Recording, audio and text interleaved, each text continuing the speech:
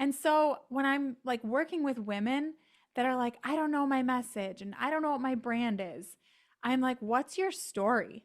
And the thing is it's so uncomfortable.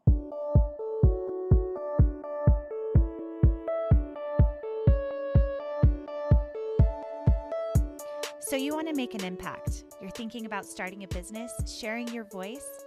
How do women do it that handle motherhood, family, and still chase after those dreams? Well, listen each week as we dive into the stories of women who know. This is Call Me CEO. Welcome back, everyone, to Call Me CEO. This is your host, Camille Walker. And today we are diving into storytelling and how impactful it can be for your brand and the message that you are trying to convey. Our guest today, Melissa Hughes, is the founder of Rise Social Media Agency. She's a keynote speaker, a TikTok influencer with over 250,000 followers. She has been seen on shows like The Kelly Clarkson Show, as well as NBC. And what makes Melissa so inspiring is that she encourages mothers everywhere to identify their voice, their brand, their story, so that they can connect and grow their businesses while staying true to themselves and their families. So Melissa, thank you so much for being on the show today. Oh, it's a pleasure. I'm excited. Yeah, me too. I mean, already we've had like this heart bond. I feel like we've been friends forever. And that's probably why you've grown so significantly on social media. You have a really beautiful way of being human and genuine. And I just really appreciate you being on the show with us. Yeah, well, I love what you do for moms and for women. I feel like it's our story, isn't it? It sure is. It sure is. And tell me, with building a community, is that something on social media that you had planned to do for a long time? Did it happen organically? Like, to walk us through the story about that. But firstly, tell us a little bit more about you, your family, where you live, and how you Yeah. got to be in this space. Yeah, so no, it's not something that I planned. My husband and I, we were actually in church ministry before I was in any type of entrepreneurship.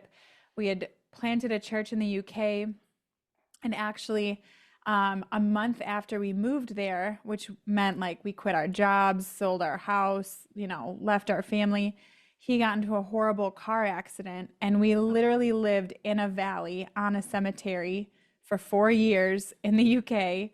Wow. And it was just, I don't know if you've ever gone through a time where you thought it was going to go one way, like it was going to work out, and it just went the opposite. And it was really like literally a valley season of our life, really difficult, really hard.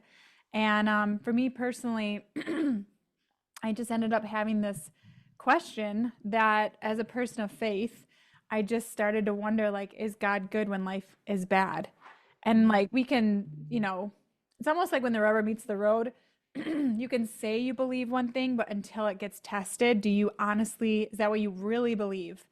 And it was just this real season of going through a major identity crisis and questioning myself and who I was and all the things that you don't see on social media. And when we moved home in 2019, I really felt like defeated, really discouraged. And I started feeling this like unction, that's the best way I could describe it, that I should start posting videos online. And I felt like it was like I was a crazy person. I felt like I feel like I told my husband, I feel like God's telling me I should post social media content. And the very first video I posted got 22 million views, and I ended up on the Kelly Clarkson Show. And it just launched me into this whole world of entrepreneurship and branding. And I really felt like an imposter. I mean, I was getting all these people that wanted to work with me, and I was just like, this is not, like, this isn't me, like, honestly, like, this, I'm not this. But doors just kind of kept opening, and I really had to realize, like, this was something that I was meant to step into, and simultaneously feel like I've become more myself as I've stepped through these doors of feeling like an imposter than ever before in my life. And so I'm writing a book right now about imposter syndrome. If you can Mm. tell, I have this whole message about how we're meant to feel that way when we're called into spaces that are bigger than ourselves. But I have loved the online space. I know some people have a lot of different feelings about it. but I've been able to connect with women like you. I feel like I've grown in myself, grown in overcoming fear of what people think, grown in courage of putting myself out there, grown in my own story and being able to share it and impact people's lives. And then also grown in income so that I can work from home and literally be with my two kiddos, which was my dream. So it's been an absolute blessing. Hasn't been easy, but it's been a blessing. Wow. Your very first video, 22 Yes. million. What was the Yes. video? I need to see it. I cannot even imagine. I've So been it creating was, content for like 15 years, and the most, I think my biggest was 6 million, maybe. And that was like a big deal. So I can't even yeah. imagine 22 million. Oh, I thought the app was like broken. I was getting like my followers just like grew and I was like, what's going on? Like I honestly I was like, this is the strangest thing. So it was a mom fail video. It was in January in COVID, like 2021 that I posted it Hmm. because it was like the first video on my camera roll. And I had taken my kids out sledding earlier that day and just like put it was they were 3 and 2 at the time, put them on a sled and pushed them down the hill, thinking like, oh, like they're going sledding. And then as they're going down the hill, you kind of realize like, holy crap, this is a terrible decision. Like my kids are going at a speed that I can't control. And you can see a jump at the bottom and they Oh, hit the jump, the sled turns, and you can hear my daughter going like, Mommy. Like it was just like this funny 7-second clip that just Internet took off. gold. Yeah, Yeah. it was just a viral video. Yeah, that's awesome. And that's something that you can't fabricate moments like that. It's just an authentic, like, oh crap moment. So, Yes. how were you able to then turn that into a mission of building a business around that? Because I think that that has happened to people where maybe a video like that can strike gold, so to speak. And then what do you do with it? So, how did Yeah. you then turn that into massive success? That's such a good question. You're asking all the good questions. Thanks. Um, yeah, so it's funny because I didn't know at all what that opportunity really meant as a business owner. I didn't understand or care about going viral or what that could even do for a business. It's something that, like, if you're a business owner, it's like, hello, you just struck gold. But for me, I was like, cool, like this thing happened to me. But what I ended up finding out was there was a guy that I knew who was a business owner. And he said, Melissa, like this is a big deal. And he invited me into a coaching program, which I'm so grateful because I wouldn't have known to do that. And I started getting around people that were better than me at business, which was Mm, extremely uncomfortable. And I one thing I did commit to doing was because I was feeling like I was supposed to be doing this anyway, it kind of almost felt like confirmation, was I got very realistic with myself about what I could commit to posting. And I was like, look, I don't know how to create videos or anything or what my message is, but I'm just going to post 3 videos a week and just see what happens. And I really did kind of show up very much like, I don't know what I'm doing. And I think because it was just, and I talked about what I knew, I shared stories. I think people liked it. So my account started to grow. And so it just started to grow to 50,000, 100,000, 150,000, 200, 250,000. And I just stayed with that cadence and I stayed like consistent. So I continued posting, got around people that understood business, and literally just put one foot in front of the other. And it felt like I have no idea what I'm doing, but I'm just going to do it. Like you're building the plane while flying it. And I think people need to hear that that is the feeling that you should feel when you're uncomfortable. And I think that feeling, people think I should know what I'm doing and everybody else knows what they're doing, so I'm not going to do it. When actually the only difference is nobody actually knows really what they're doing. They're just taking action and it works hmm. out. Yeah. And so, yeah. You know what? I love hearing your fresh perspective on that because I think having been in this space for so many years prior to 2020 myself, I think that, and I know because I have a lot of friends that are in this space, that a lot of us are like, we're tired. Like we've been here for a while. We know what this is. We know what the, what the commitment can look like. And in a way, I envy that naivete that I once had that I'm like, oh, I'm just going to do it. And I don't know if it'll work out. It may not work out. And that's okay, and just being a little bit more curious and playful with it. Because I think when we get Mhm. too much in our heads, that's when it goes the opposite way, where you went into it and you were curious about it and you said, I'm going to just figure this out and be new. And Yeah. that's fine. And I think that that is so refreshing to be so open with that. So it's no surprise that people relate to that too, and they want to be a part of that journey. Yeah. Yeah, it's funny too because I notice people that have been in the industry for a really long time, and I know we're going to talk about your like stories, but I also find that like a lot of us get stuck in an old story. Mm, Like we get stuck in what we were quote unquote known for, mm-hmm, 5 years ago, and we are have evolved.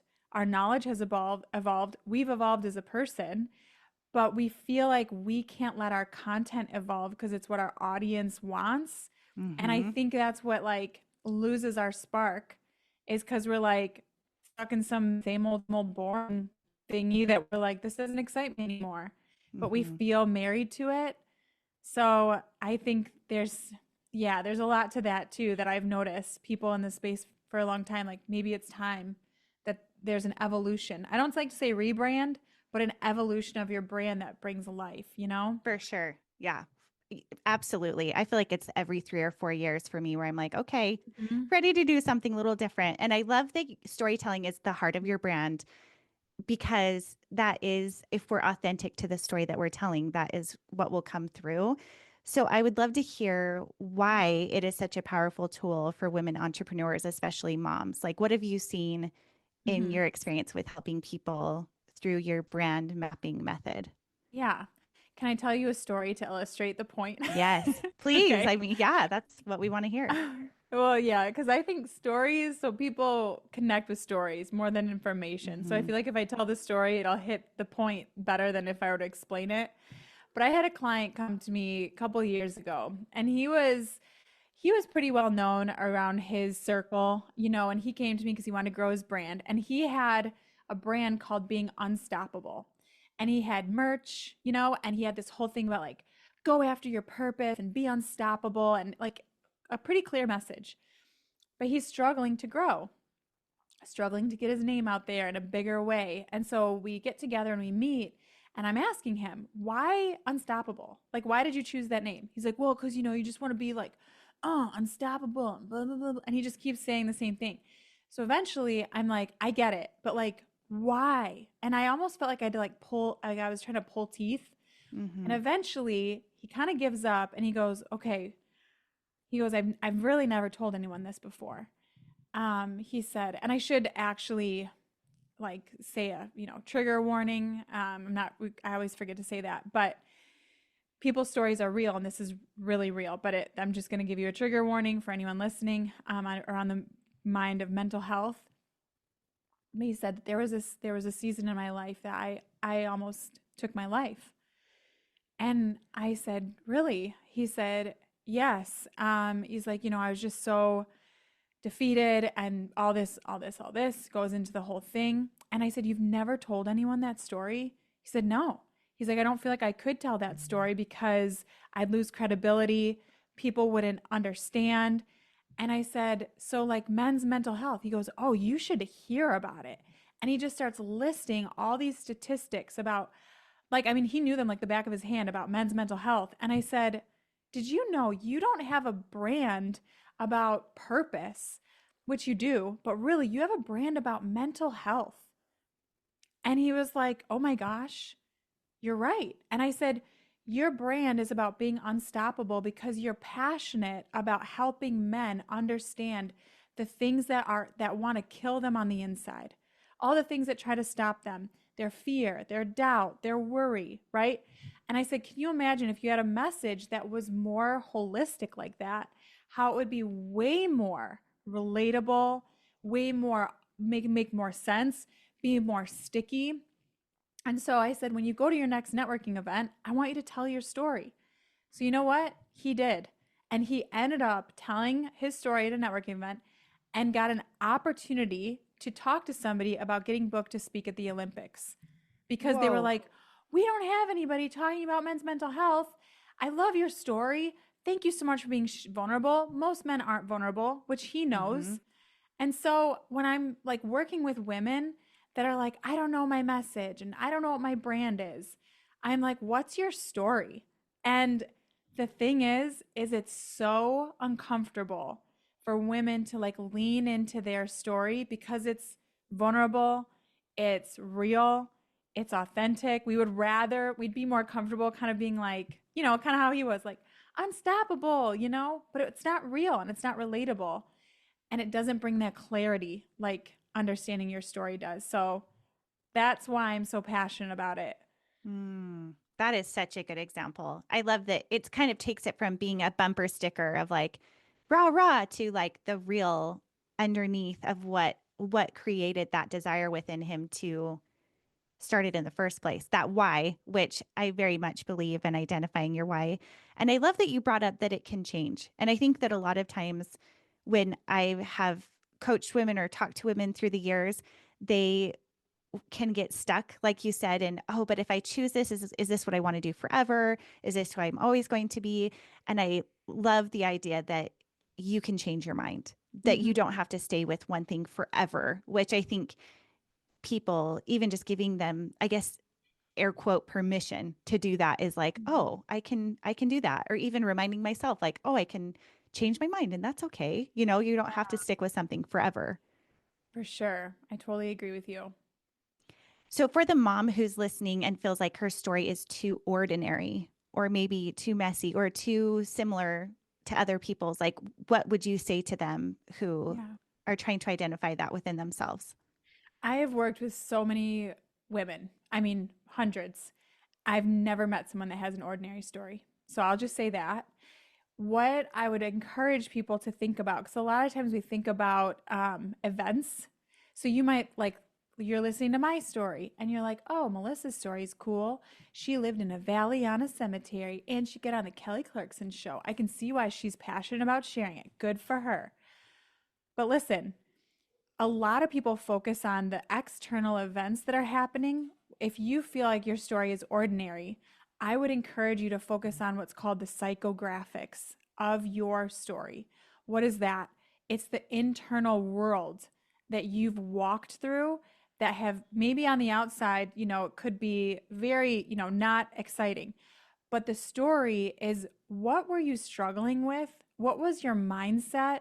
What did you believe? And then what happened that caused you to have to go through this internal journey that made you somebody else? I could give you another example. I know someone, she's a client of mine. She's fantastic. Her story might look very ordinary. She's a mom, she's got children. She launched a hair salon. Well, her story really starts out with feeling very much like feeling like she didn't belong, like she didn't fit, never being able to get things done in an orderly fashion, kind of felt behind in other areas, never felt like she was the it girl or on the in crowd. Immediately, how many people can relate? Even as Hmm. I haven't even finished the story, she ends up realizing one day that she's always struggled with ADHD. And it completely changes her life where she's like, wow, like there's actually a term. Like there's a term for the like me, people like me. And she launches this hair salon that's essentially all centered around helping women who feel a little bit odd, a little bit different, who feel like they don't fit into the normal like it girl crowd, come into a salon where they can feel celebrated and seen and like they're themselves. And so it's like immediately the story is so much more interesting and connects to a deeper mission that I'm like, oh, I'd go to her salon 1,000 times more than going to just like Joe Schmo down the road where I can get a haircut because of the emotional connection. And so I would encourage any mom that's listening, like, what did you believe before motherhood? Like, what's your passion? Think about this. What's your passion? What did you believe before that caused that to get birthed inside of you? And what did you have to go through internally? What mindset shifts did you have to make? What were you challenged with in your thinking and your belief system that brought you to this new open space that might be internal, but it's a transformation. And that's the story.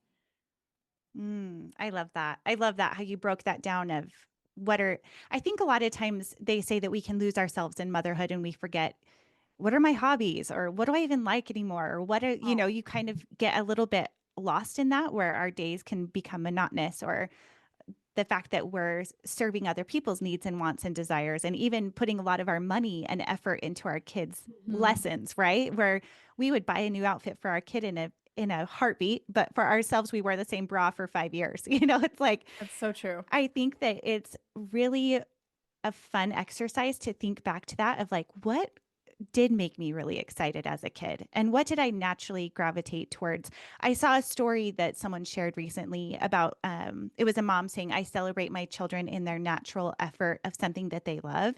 And the example that she gave was, she has a daughter who gets in trouble for talking a lot, which, hello, I totally relate to that.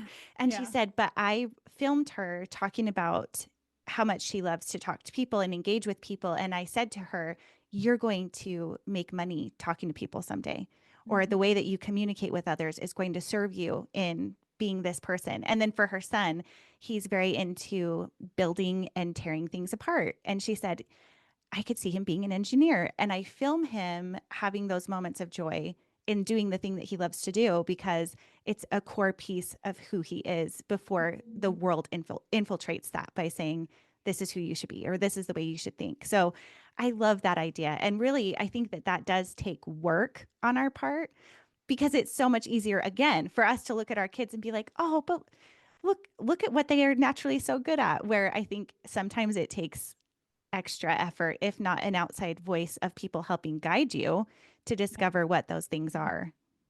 I love that. And that is actually one of the exercises that I encourage my clients. If, and I totally relate. I remember before I went on this journey of personal branding, my husband would ask me, where do you want to go for dinner? And I would just be like, wherever you want to go. I couldn't even answer the question. I mean, I was so disconnected from myself. And I Mm. had to go on this real journey of trying to be like, what do I like? Do I even have any hobbies? Like, Yes. who am I? Like, Yeah. this whole thing.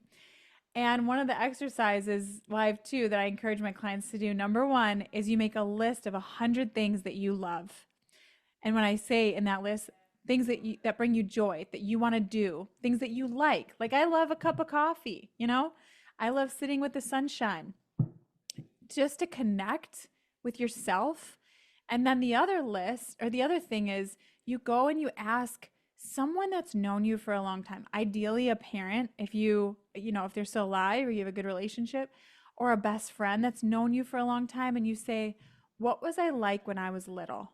Mm. And you just find out and listen for what they say, like, what was my personality like, what were my interests, because it's such a pure version of who you are uniquely created to be, that can be expressed today, in an authentic way that we oftentimes cover up through people pleasing and, trying to be somebody and make a living, that gets lost in the process.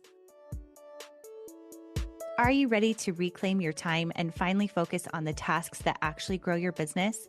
Whether you're looking to hire a VA or thinking about becoming one, I've got the perfect solution for you. If you're overwhelmed with your business, I personally connect entrepreneurs with highly trained virtual assistants, graduates of my 60 Days to VA program, so you can confidently outsource and scale. Or if you're looking for a flexible, profitable business from home, my 60 Days to VA course gives you everything you need to have to become a successful assistant without the trial and error. Head to camillewalker.co to get started today. Whether you're hiring or launching your own business, I'm here to help you make it happen.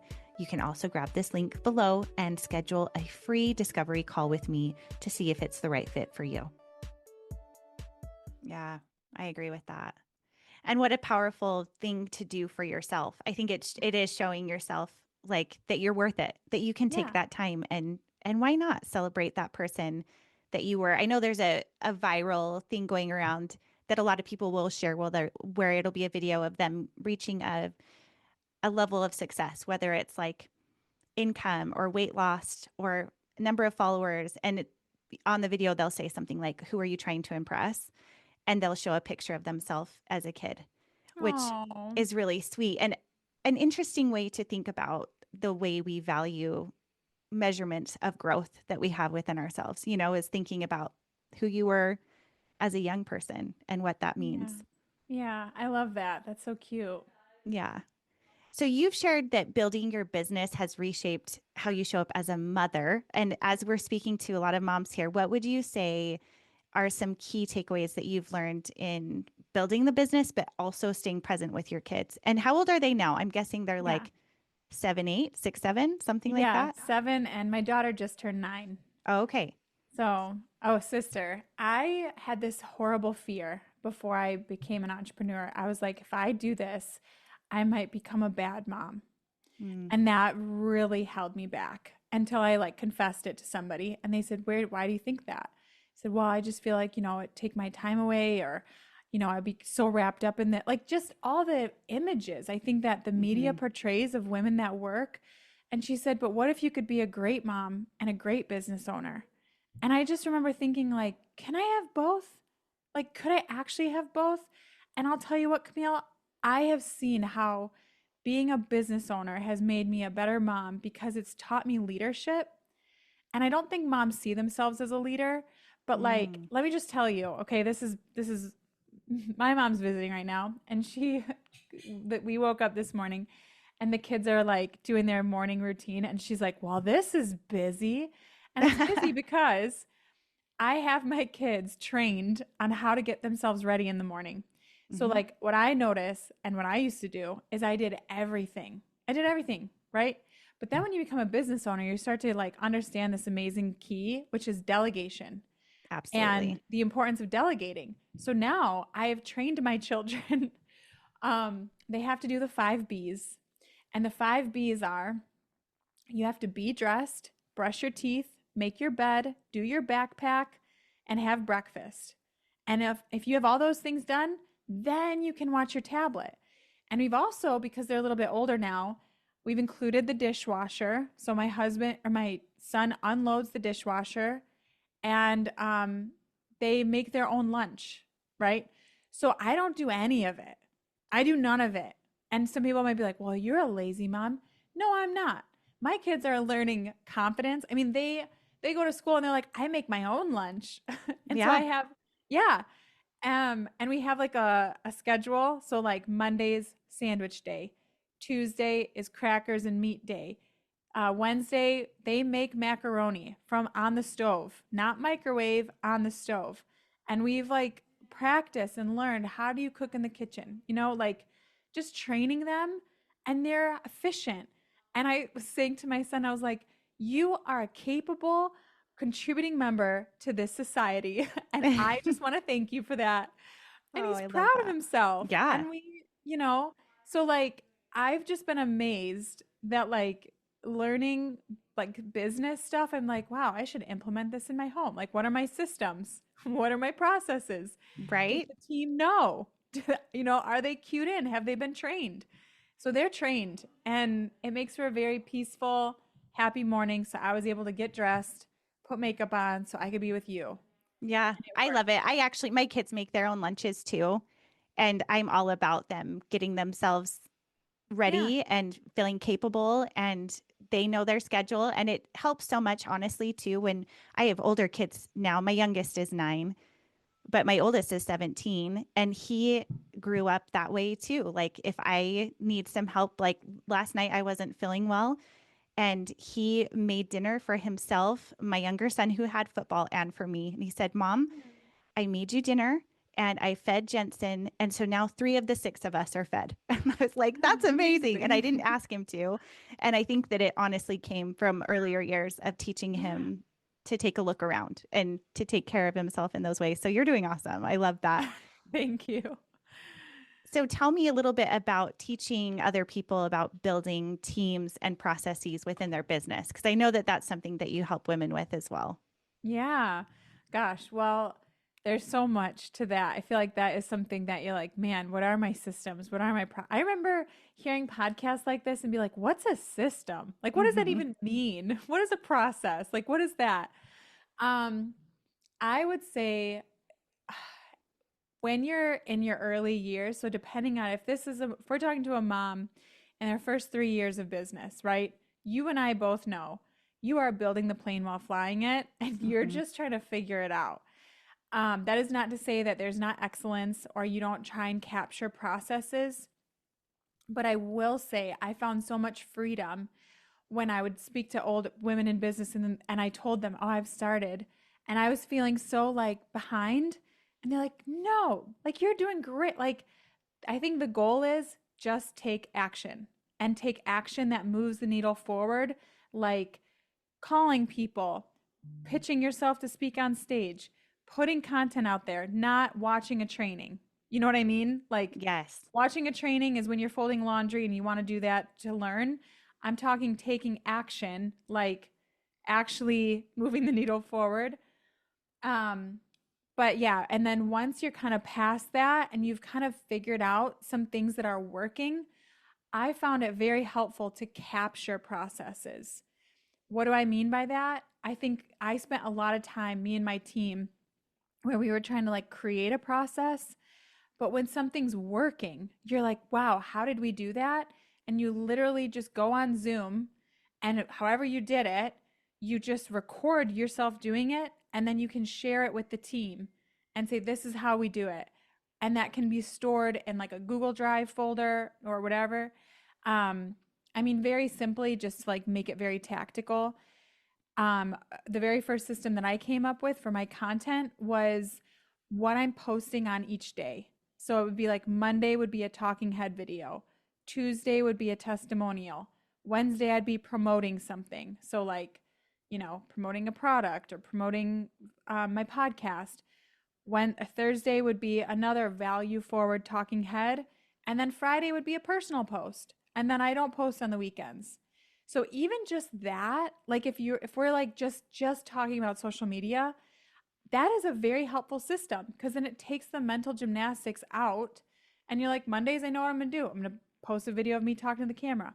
Tuesdays I'm going to talk about a client and how I've helped them. Wednesday I'm promoting this.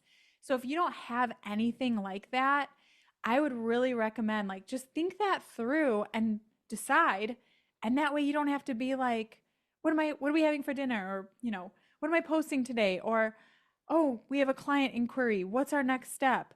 It's like you kind of know because you've decided and you've captured that process. Mm, that's really good advice. I love that. And I love that you say capturing the process because it's not always reinventing the wheel. I think that Mm-hmm. that's a really interesting way to think about it. When I was learning when I went to school to be a teacher, and we were asked to create a scope and sequence, which you could apply this to a business or to social media, where it's like, what's the overall picture? And then breaking it down to what are the lessons within the scope and sequence.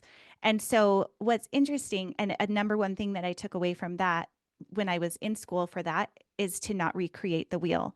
So Mm-hmm. what they'd say is back then, this is like early 2000s, they'd pull out this big file cabinet and be like, here are the lessons around that topic that have been created. You can leaf through it and see what works for you. Don't recreate everything. And I remember being like, oh, there's like already a cheat code. And I think that this can apply so much to our businesses or our family in terms of what has worked, what is working Yeah. well, or what has other people done that is working well, and then apply it to yourself in that way, where it's not always about coming up with something new and shiny every time. It's doing what works.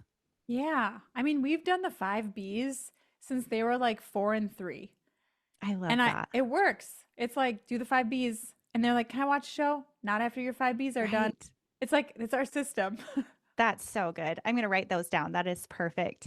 Yeah. So, with all of the growth that you've had, how do you stay focused in terms of like what you want to do moving forward? How do Mm. you stay focused for yourself? Okay, this is like the best question ever. At the beginning of the year, I think a lot of people think like, what's my word for the year? Or like, what am I gonna focus on? My big thing was less, which a lot of Mm, people are like, what a negative word. I am really passionate or am really just find it as to be a strategy to say no. And I've had the opportunity to do to do other opportunities or other things. But I think if you can like a big mantra for me this year was like one thing to 1 million. It's like I'm gonna have one offer. I'm gonna have just one thing I'm doing and I'm gonna scale it to 1 million. And am I at a million yet? No, I'm not. But what it's done for me is it's helped me to focus and say no to things that seem like a good idea, but either are not in alignment with my season. What I mean by that is like, I've got little children. I'm not going to be traveling and doing speaking stuff all the time. So I'm probably going to say no to some stuff because it's not, I care more about being at home with them right now. So I'll do the podcast, you know, I'll do my content, but I won't be saying yes to those other opportunities as much. Um, Also, like just because you're invited or it's a good idea, just really like, does it really line up with that vision and where you're going? I think so many of us are so desperate to make a name or to be successful that we will say yes to things that in our heart of hearts we know I probably should have turned that down or I probably shouldn't have done that. And I just really want to give women permission to be like, yeah, just say no. Like literally, no. That's it. That's all you have to say. And focus on like what's the one thing. And for some women it's like, I just want to write this book. It's like, okay, then just do that and do it within the hours of your values or your boundaries. Like I I'm going to be done working at 3. Why? Cuz my kids get out at 3:30 and I want to take them to the trampoline park, you know? Yeah. So like I have about 46 emails that I'm not going to get to today. And I'm okay with that. And maybe it might, you know, I might have to go back to somebody and be like, hey, I'm sorry for the delay. But for me, I have this conviction that I'm doing this to be a good mom. And if that's going to somehow hurt my business or communicate, you know, I'm not saying not be excellent, like have processes around stuff, but I'm really clear about what are my values, what are my things, what am I okay with letting go of, and just like taking the time to get honest about that stuff and don't sweat about the other things. Mhm. Um, yeah, so I just think about your values, what's most important, and what's the one thing that's going to help reach your goals. And then just say no to the rest of the stuff and know that you're worth it. And I have this belief God will promote you at the right time. You don't have to promote yourself. That growth and that promotion will come when you're ready. I love that. I love that freedom of saying no and not feeling like you have to make an excuse for that, where there has to be like, you know, I think as women especially, we're so used to serving and giving that it is hard. It is harder for us in general to say Mm-hmm. no. So I really appreciate that perspective. And I want to hear a little bit more about in terms of the imposter syndrome. You said you're writing a book Yeah. about that. What was the one mindset shift that helped you to go from imposter syndrome to the confidence that you needed to move forward? Yeah. Okay. So, the short answer to that is imposter syndrome, as long as it's rooted in authenticity, is a good feeling to feel. Because I truly believe that unless we're going to grow and step into bigger things and do more, we are meant to feel like imposters. And obviously, I'm a person of faith. So I do believe that God calls you to do things sometimes that you're like, I'm not qualified. But for whatever reason, it's what you're meant to do. For example, I do not have a business degree, I do not have a marketing degree. I didn't go to school for content, social media, la la la. But I have like I think I've always been a talker, so the kid that's always talking in school. I've never felt that I've been a good communicator, so I always would just tell stories. Mm, And so like this whole storytelling thing, I had no idea I was such a great storyteller because I always thought I was just a bad communicator. So like people would interesting. ask me stuff and I'd be like, "Well, let me just explain to you through a story." And I had no idea like that was actually a superpower, you Yeah. know? And now I'm getting booked to speak on storytelling and I'm a quote unquote great communicator because I know how to tell a story. And so I think that there are things that qualify us that are so natural to who we are that we don't see it. And then sometimes a door, an opportunity will open for us that it's like, man, I was born to do this, or I'm really good at this. But we're not quote unquote qualified by the world standards, or we don't have the degree. But maybe that feeling of feeling like an imposter is actually helping you to become more of who you've always meant to be. Mm. And so I'm writing a book on authenticity because that is the antidote to imposter syndrome. The bad kind of imposter syndrome is when you actually are being an imposter. You're trying to get into rooms that you don't belong in because you're chasing success or what you should do, or maybe your parents told you that you should do this. And so you're doing it and it feels off, probably because it is off. And I have found that I have stepped into this space that has felt very uncomfortable, very outside of myself, but I've never felt more like myself. I've never felt more comfortable in who I really am. And it came through this feeling of I'm not qualified. And so I Mm. think that both can be true.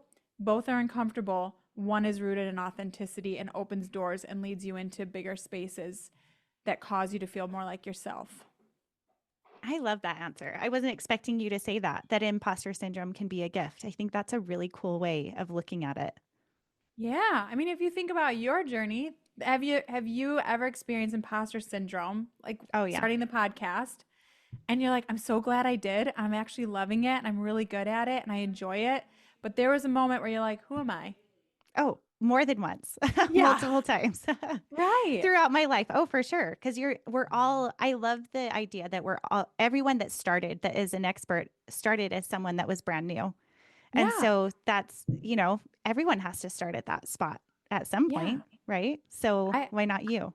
Right. And I would say the difference would be if your parents or a friend or somebody was like, you should start a podcast. And the only reason why you're here is because somebody else is pushing you to do it.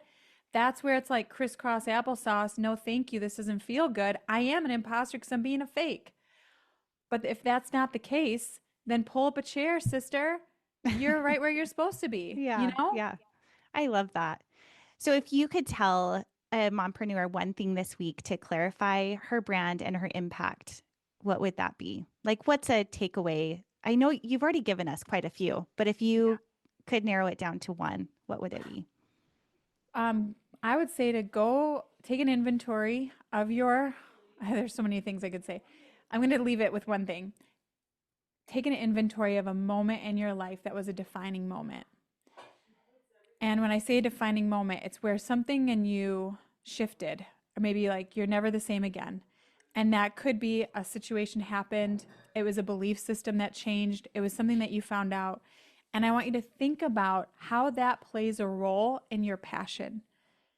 And you might not see a correlation, but I promise you, in some way, there's a correlation to that and the mission that you're called to be on. And if you can formulate your story around that and understand how that is what's leading you into where you're meant to be, you're on the pathway to discovering your personal brand and your mission and your message that you're meant to carry into the world. Oh, I love that. That's really good advice. Now, tell us where everyone can connect with you online or just to hear more about what you have to share. Yeah. So I'm everywhere. And I really do mean that because I have a social media agency. So the team helps me out. But it's at Melissa Lee Hughes as my handle. And Lee is spelled Lea. So Melissa Lee Hughes on Instagram, Facebook, TikTok, LinkedIn. And I do have a website, melissaleehughes.com, and my agency where we have a social media agency helping mission driven women grow personal brands, and that's Rise Social Media Agency. Awesome. And how many people are on your team that you have with you right now? 13. 13 of you. Is that including you? Yeah. Okay. And what Yeah. did that take a long time to build those 13 or any advice on how to build a team around you? I'm like, tell me a little bit more about that. Oh my gosh. This is like the worst answer, I feel like, but this is the truth. I really feel like I got lucky. Um, it was at the right, I was at the right spot at the right time. I met a guy who was selling a business, and he had asked me, Melissa, it was after my first year in business, Melissa, how are you enjoying being an entrepreneur? And I was like, I don't. He was like, you don't? I was like, no, I'm on the calls all the time and I'm managing people's accounts and I'm fielding questions. And he goes, you should just hire a team. And I was like, oh yeah, you should just hire a team. Yeah, like I know how to do that. I don't know how to do that. And he said, well, I just sold my business and I know somebody that's really good with systems and processes. I could introduce you to her. So I said, okay. And he introduced me to her, and her and I started. And from there, we just brought on another person and another person. And so I would say, and the beautiful thing is, I mean, she carries my heart, I carry hers. She's actually, so my team is in the Philippines. Mm. Her name is Red, and she's a mom. She has 3 children. She is gold. Like if I could say gold with a capital G, she's gold, and she's good at everything that I'm not. And but we have the same heart, the same mission. So I would say like to if you're going to hire someone, I would like ask around to people that you know that already have a team. Ask them, how did you do that? How did you find people? Like just start there. And then if they have someone or they have a recommendation, talk to them. And you want to find someone that's good at everything that you're not. A Yes. lot of a lot of people hire people that can do what they do. No, don't do that. She's amazing at systems, processes, and operations. So if you're an entrepreneur, which most people are more visionary, find someone that's good at that and make sure that they carry your same heart. And I would say that's a good person to start with. I love that advice. Well, this has been absolutely amazing. I could talk to you forever. Thank you so much for sharing. And there is two questions I actually ask every guest. And one is, what are you reading, watching, or listening to? You can answer just one of those or all three. And then the other is a motherhood moment that you'd want to share. Oh gosh.